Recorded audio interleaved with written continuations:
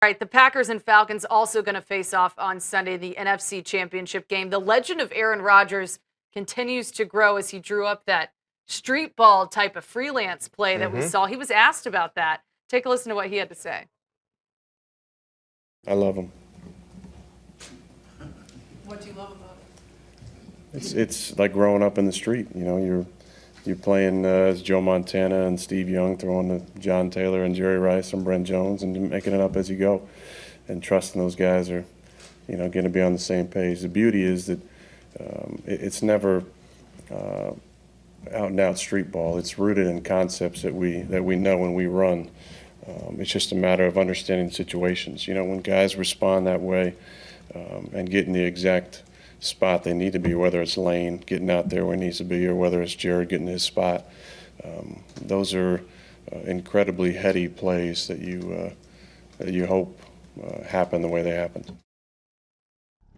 So Rodgers says he and the offense have built some of those freelance type of plays into their scheme, but B-Mac, you obviously played DB in the NFL. From what you've seen from the Falcons defense, are they good enough to stop this street ball type of play from the Packers? I mean, yes, they're good enough. And I'm not necessarily saying they have to stop everything the Green Bay Packers do, because that's going to be impossible.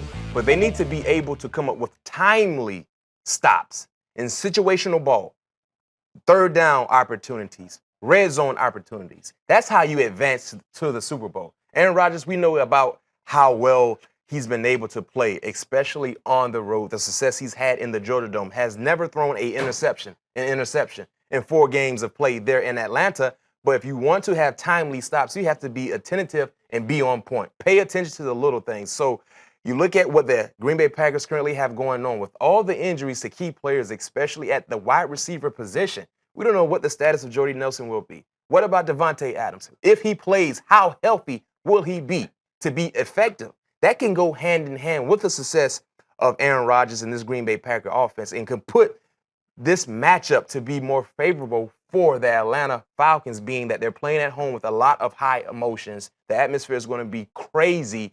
And then you factor in, you basically have a limping dog coming into your dome. You have to try to find a way to take advantage of that. A limping dog with experience at the helm, though. You were obviously a former defender, and when you think back to key roles and the number one key point that you could pinpoint for if you have to defend against a play that you're not expecting. Obviously in practice, you go for those plays that you're expecting to see from a Packers type team. But if they throw something that you've never seen before, what's the number one key thing to hold it all together as a defender? Just be patient. That happens. The element of disguise is something that you can't prepare for, or the element of the unknown.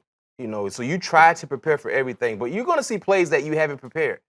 And the same can be said far as their offense seeing the Atlanta Falcons defense. They're going to have something in that playbook that they probably have not run the entire season, or the Green Bay Packers are probably not used to seeing. So it goes both ways, and it's a part of the chess match between OC and DC.